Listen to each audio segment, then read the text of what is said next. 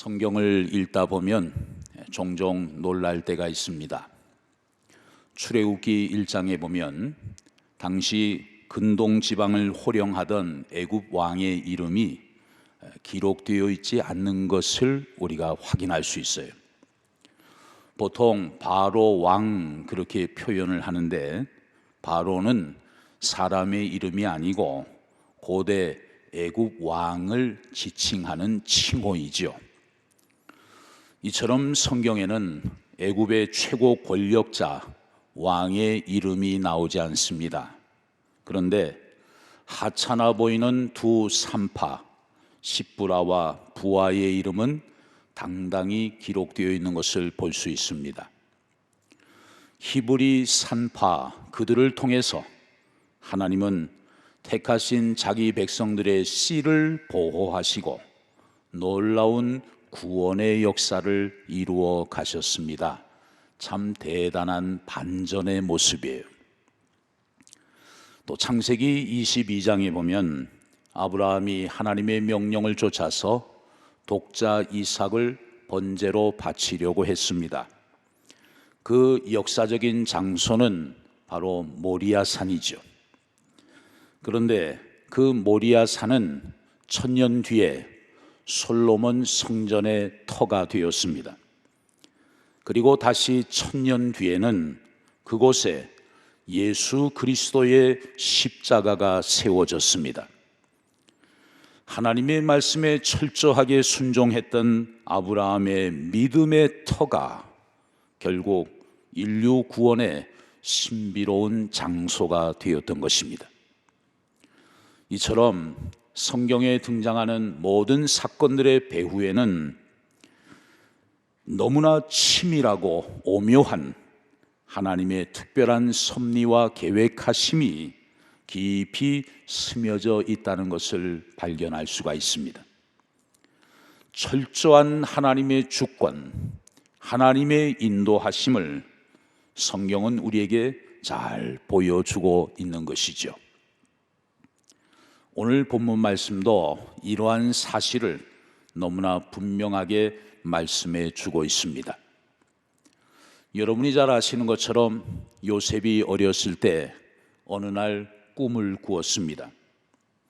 그러나 요셉 앞에 펼쳐지는 현실은 그 꿈을 땅에 묻어버리려고 하는 형님들의 악행만 보일 뿐이에요. 꿈이 현실적으로 이루어진다는 것은 너무나도 실현 불가능하게만 느껴졌을 것입니다. 어느 날 요셉은 아버지의 심부름으로 양을 치고 있던 형님들을 방문했습니다. 그런데 형들은 물 없는 구덩이에 동생을 던져 넣어서 거기에 동생을 묻어버리려고 했어요. 아버지의 사랑을 독차지하는 것이 눈에 거슬려서 동생이 입은 그 채색 옷을 찢어버리는 형님들의 모습, 그것은 요셉의 꿈을 찢으려고 하는 형님들의 몸부림이 아닐 수 없었습니다. 요셉은 형들이 너무 무섭고 두려워서 엉엉 울었을 거예요. 그런데 요셉의 눈에서 눈물을 닦아줄 어머니는 일찍 세상을 떠나고 말았습니다. 요셉을 도와줄 수 있는 사람은 주변에 아무도 없었어요. 결국 요셉은 형들에 의해서 미디안 상인들에게 애굽의 노예로 팔려가게 되었던 것입니다. 그 후에 어떻게 되었을까요? 남의 집 노예가 되어서 살아가다가 그 집의 안주인의 유혹을 받게 됩니다. 그러나 하나님의 자녀라는 정체성 때문에, 또 아무도 보지 않지만 하나님은 보고 계신다는 그 믿음 때문에 요셉은 모든 유혹을 이겨낼 수 있었습니다. 그런데 결과적으로 요셉은 온갖 누명을 다 뒤집어 쓰고 감옥에 갇히게 되죠. 요셉의 인생길이 이토록 힘들고 곤고할 수가 없어요. 파란만장한 인생길 속에서 모든 것이 어둡고 억울하기만 했습니다. 너무나 분하고 원통하지만 어느 누구도 요셉을 돕는 손길을 찾을 수가 없었어요. 그러나 여러분, 요셉의 인생 속에 반복적으로 등장하는 뚜렷한 한 구절이 나옵니다. 창세기 39장 2절 상반절에 보면 여호와께서 요셉과 함께 하심으로 그가 형통한 자가 되었다고 성경은 증언하고 있어요. 하나님께서 요셉과 함께 하셨더라. 하나님께서 광석교회와 함께 하셨더라. 하나님께서 한민족과 함께 하셨더라. 하나님께서 여러분과 함께 하셨더라. 할렐루야. 여러분, 비록 우리가 아무것도 가진 것이 없다 하더라도 하나님이 우리와 함께 계시면 우리는 모든 것을 가진 사람이 됩니다. 그러나 세상에서 우리가 아무리 많은 것을 가지고 있다 할지라도 하나님을 잃어버리면, 하나님을 떠나면 우리는 아무것도 가진 것이 없는 정말 불행한 인생이 되고 마는 것이죠. 한번 따라하겠습니다. 하나님께서 요셉과 함께 계셨더라.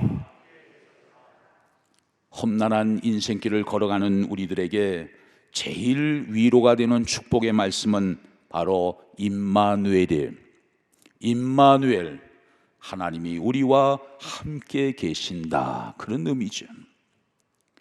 우리의 인생길이 아무리 힘들다 하더라도 결코 낙심해서는 안 됩니다. 왜? 하나님이 우리와 함께 계시기 때문이에요. 교회 생활도 어떤 때는 힘들 때가 있어요. 행복해야 될 신앙생활이 우리 마음을 아프게 할 때도 있습니다. 그러나 우리는 신앙의 자리를 이탈하지 않고, 믿음의 자리를 이탈하지 않고, 사명의 자리를 떠나지 않고 끝까지 그 자리를 견뎌내야 합니다. 왜? 그 자리에 하나님이 함께하고 계시기 때문이에요. 조그마한 가게를 열어놓고 이른 새벽부터 밤늦게까지 열심히 일을 하고는 있지만 힘든 일들이 참 많습니다. 또 자녀들을 위해서 우리가 기도한다고는 하지만 그들의 미래를 생각하면 걱정과 염려스러운 일들이 한두 가지가 아니에요. 그러나 여러분, 염려하지 마십시오. 우리가 하나님을 믿고 의지하며 나아갈 때 하나님은 우리와 함께 하시기 때문입니다. 요셉과 함께 하셔서 그 인생의 걸음을 형통하게 하신 하나님께서 여러분의 삶의 자리에도 함께 하시고 여러분의 자녀들에게도 함께 하셔서 모든 범사를 형통하게 해 주실 줄로 믿습니다. 오늘 본문 창세기 50장 전반부의 말씀을 보면 요셉의 아버지 야곱의 장례식의 이야기가 기록되어 있습니다. 애굽의 총리 요셉이 죽은 아버지의 얼굴에 입을 맞추고 통곡을 합니다. 유난히 요셉을 사랑해 주셨던 아버지, 채색 옷을 입히면서 그토록 요셉을 예뻐해 주셨던 아버지, 형님들은 요셉의 꿈을 시기했지만 그 꿈을 기억해 주셨던 아버지, 그 사랑스러운 아버지가 그만 세상을 떠나게 된 거예요. 지난날 사랑하는 아들 요셉이 죽은 줄로만 알고 자식을 가슴에 묻고 평생 슬퍼하셨던 아버지입니다. 요셉이 살아있다는 소식을 듣고 먼 길을 달려와서 노년을 함께 보내셨던 그 아버지가 이제 하나님 곁으로 돌아가신 것입니다. 요셉은 아버지의 유언을 쫓아서 아버지 시신을 가나안 땅으로 메고 가서 거기에서 아버지를 묻어드렸습니다. 애굽의 고관 대작들이 함께 장례 행렬에 동참을 했습니다. 수많은 이스라엘 백성들이 함께 가나안 땅으로 가서 야곱의 장례를 함께 치러드리고 돌아왔습니다. 이것은 신학적으로 볼 때 출애굽의 예행 연습과 같은 행렬이었어요. 이제 장래 예식의 모든 과정을 마치고 애굽으로 돌아왔습니다. 그런데 요셉의 형들에게 큰 걱정거리가 생겼습니다. 야, 아버지가 살아계실 때는 요셉이 우리들을 따뜻하게 대해 주었지만 이제 아버지가 안 계시니까 요셉이 변하는 거 아니야? 이제 요셉이 우리에게 보복을 하고 안갚음을 하면 어떻게 하지? 그래서 형들은 요셉에게 거짓말을 만들어냅니다. 자, 본문 16절 17절을 보시죠. 요셉에게 말을 전하며 이르되 당신의 아버지가 돌아가시기 전에 명령하여 이르시기를 너희는 이같이 요셉에게 이르라 네 형들이 네게 악을 행하였을지라도 이제 바라건대 그들의 허물과 죄를 용서하라 하셨나니 당신 아버지의 하나님의 종들인 우리 죄를 이제 용서하소서 하매 요셉이 그들이 그에게 하는 말을 들을 때에 울었더라. 요셉 아우님, 아버지 야곱이 살아계실 때에 어떤 일이 있어도 형들의 죄를 묻지 말라고 하셨습니다. 이거 여러분 거짓말이죠. 아버지가 만약 그 얘기를 하셨다면 요셉에게 직접 하시지 형들에게 얘기했겠습니까? 그 얘기를 전해 듣고 요셉이 통곡하면서 울었어요. 변하지 않는 형님들의 성품이 너무나 안쓰러워서 울었습니다. 여전히 거짓말로 뭔가를 이루려고 하는 진실성이 결여된 그 형님들의 철부지 같은 모습들이 너무나 한심스러워서 울었을 거예요. 요셉이 어린 시절에 그토록 고생을 많이 한 것은 물론 형님들의 잘못 때문이죠. 형들은 매를 맞아 마땅하고 벌을 받아 마땅한 사람들이었습니다. 그러나 요셉은 이미 모든 것을 다 용서하고 다 잊어버렸어요. 오히려 형님들에게 많은 사랑을 베풀어 주었습니다. 그런데 형님들은 전혀 변한 게 없는 거예요. 요셉이 운다는 얘기를 듣고 형님들이 화들짝 놀랐습니다. 야, 이거 괜히 긁어서 붓으로 만든 거 아니야? 그래서 형들이 동생 요셉에게 달려옵니다. 그리고 넙죽 절을 합니다. 자, 18절을 보시죠. 그의 형들이 또 친히 와서 요셉의 앞에 엎드려 이르되 우리는 당신의 종들이니이다. 우리는 당신의 종들입니다. 죽여주시옵소서. 그런 얘기죠. 바로 이때 요셉이 형들에게 하는 말이 오늘 본문의 중심 주제이고 클라이막스입니다. 자, 본문 19절에서 21절을 보시죠. 요셉이 그들에게 이르되 두려워하지 마소서. 내가 하나님을 대신하리이까. 당신들은 나를 해하려 하였으나 하나님은 그것을 선으로 바꾸사 오늘과 같이 많은 백성의 생명을 구원하게 하시려 하셨나니 당신들은 두려워하지 마소서. 내가 당신들과 당신들의 자녀를 기르리이다 하고 그들을 간곡한 말로 위로하였다고 말씀합니다. 형님들 두려워하지 마세요. 내가 하나님을 대신해서 벌이라도 내릴 듯 싶습니까? 저는 그런 존재가 아닙니다. 당신들은 나를 해하려고 하였지만 하나님은 그것을 선으로 바꾸셔서 오늘과 같이 온 백성들의 생명을 구원하신 것입니다. 그러므로 형님들 두려워하지 마세요. 걱정하지 마세요. 형님들뿐만 아니라 형님들의 자녀들까지 내 자식들처럼 잘 돌보고 키울 것입니다. 그러니 염려하지 마세요. 하나님이 우리 가족의 생명을 살리시려고 우리 민족을 살리시려고 나를 먼저 노예로 이곳에 보내주신 것입니다. 이거 형님들이 한 일이 아니에요. 다 하나님이 하신 일입니다. 하나님은 이 모든 상황을, 악의 상황을 선으로 바꾸어 내신 것입니다. 참 감동적인 얘기 아닙니까? 악을 선으로 바꾸시는 하나님. 요셉은 지금 악을 선으로 바꾸시고 전화위복해 하시는 하나님을 형들 앞에서 간증하고 있는 거예요. 여러분, 하나님이 하시는 일들 가운데 우리를 향한 위대한 일이 무엇일까요? 그것은 우리의 잘못을, 우리의 실수를, 우리의 실패를, 우리의 고난을, 우리의 인간적인 위기를 선으로 바꾸어 주시는 일입니다. 하나님은 우리의 모든 실패와 아픔과 불행한 상황들을 선으로 바꾸셔서 마침내 전화위복해 하시는 참 좋으신 신실하신 하나님이신 줄로 믿습니다. 선으로 바꾸시는 하나님, 우리의 소망이에요. 분명 요셉은 형들에 의해 상인들에게 팔려서 애굽 땅까지 왔습니다. 그리고 온갖 죽을 고비를 다 넘기면서 지금 총리의 자리에까지 올라왔어요. 그 과정 속에서 때로는 정말 하나님이 살아계신가? 그런 의문과 신앙의 회의가 들 때도 있었을 거예요.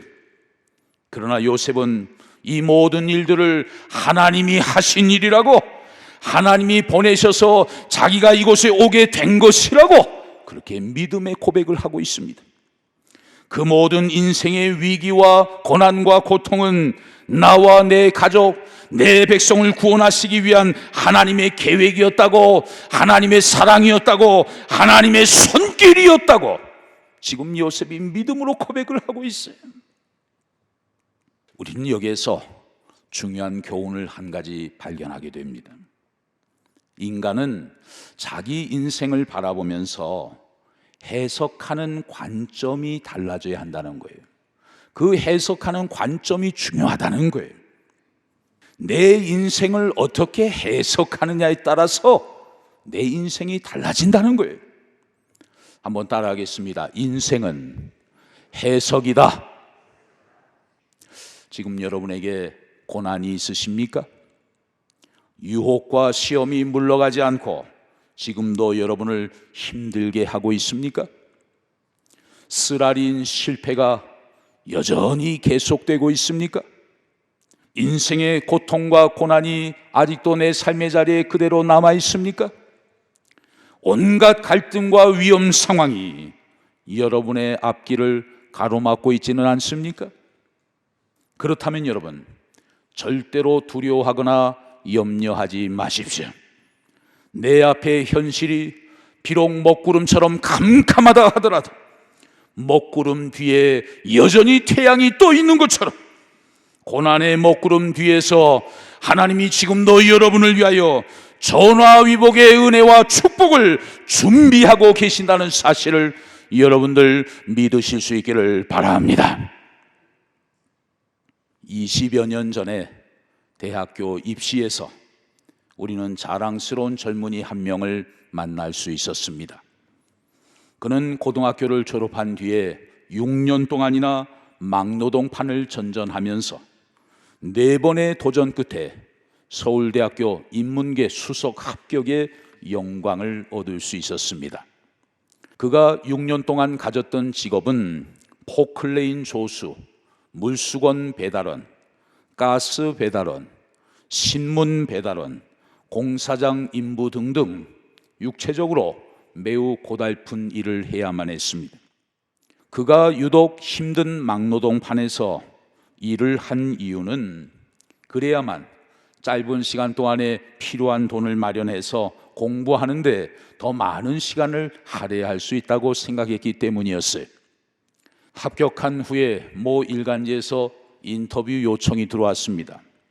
한 기자가 그의 어머니에 대해서 물었을 때 그는 이렇게 대답을 했습니다. 제가 11살 되던 해에 아버지가 갑자기 심장마비로 돌아가셨습니다. 그래서 그때부터 어머니는 혼자서 정말 고생을 많이 하셨습니다. 염색 공장에서, 세탁소에서, 삭 바느질로, 그리고 남의 집 식당 주방에서 설거지를 하면서 힘겹게 저를 키워주셨습니다. 어머니에 대한 고마움은 이루 말로 다 표현할 수가 없습니다. 제 어머니는 단 한 번도 제 결정을 무시한 적이 없으십니다. 저를 끝까지 믿어주신 어머님께 진심으로 감사드립니다. 그는 이렇게 말하면서 마지막으로 한마디를 덧붙였어요. 어머니의 기도는 제가 포기하지 않고 여기까지 올 수 있었던 가장 큰 힘이 되었습니다.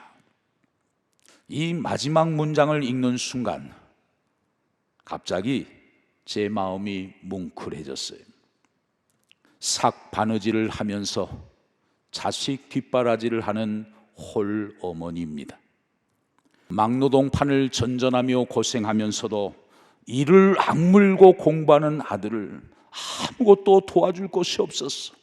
그저 바라만 볼 수밖에 없었던 가난한 어머니예요. 이 어머니가 아들 시험에 합격하게 해달라고 첫 해에 얼마나 간절히 기도했겠습니까? 남편 없는 여자라고, 애비 없는 자식이라고 사람들에게 무시를 당하면서도 아들 하나 바라보고 온갖 고생 다 참아가면서 아들을 키운 그 어머니가 아들 합격시켜 달라고 얼마나 하나님 앞에 부르짖어 기도했겠어요. 그러나 여러분, 첫 해에는 말할 것도 없이 두 번째, 세 번째 해에도 계속해서 번번이 떨어지는 아들을 보면서 그 어머니의 마음이 얼마나 애달팠겠습니까? 이놈아, 우리 팔자에 무슨 대학이냐? 그만 포기해버려! 얼마나 아들에게 말해주고 싶었겠습니까? 그런데 그 어머니는 한결같은 믿음으로 하나님께 기도했습니다. 내가 하나님을 믿고 기도하는 한 하나님이 내 아들을 반드시 책임져 주실 것이다. 그 믿음이 어머니에게 있었기 때문이에요. 과연 하나님께서는 그의 아들을 책임져 주셨습니다. 끝까지 하나님만을 믿고 기도했던 어머니의 믿음을 보시고 하나님께서 그 어머니의 기도에 응답해 주신 것이죠. 사랑하는 성도 여러분, 요셉이 만약 인생의 파란만장한 우여곡절 속에서 좌절하고 절망하고 그 인생을 포기해버렸다면 이스라엘 민족은 어떻게 되었을까요? 또 가난한 환경에서 입시를 준비하던 한 젊은이가 인생의 장애물 앞에서 삶을 비관하고 포기해버렸다면 그 인생은 어떻게 되었을까요? 또 그 어머니는 어떻게 되셨을까요? 여러분이 지금 인생의 짐이 너무 무거워서 모든 것을 그만두고 싶다면, 되어지는 일들이 너무 실망스러워서 원망하고 불평하고 있다면, 아무도 나를 도와주는 사람이 없는 것 같아서 탄식하면서 낙심한 채 그냥 쓰러져 있다면, 그런 모습은 하나님이 원하시는 모습이 결코 아니라는 것을 여러분 잊지 말아야 합니다. 혹시 여러분에게 억울한 일이 있으십니까? 감당할 수 없는 힘든 일들이 여러분 삶의 자리에 있으십니까? 정말 마음 아픈 일로 인해서 힘든 시간을 보내고 계십니까? 꿈꾸는 일들이 아직 이루어지지 않아서 낙심하며 절망하고 있는 분들 이 자리에 혹 계시지 않습니까? 그렇다면 다시 기도의 자리로 나아가시기를 바랍니다. 하나님의 말씀을 붙들고 다시 일어서시기를 바랍니다. 인생의 모든 것을 합력하여 선을 이루시는 하나님을 우리가 끝까지 믿음으로 바라보며 의지하게 될 때 전화위복케 하시는 하나님께서 이 시간 우리 삶의 자리에 오셔서 다시 새 역사를 시작해 주실 줄로 믿습니다.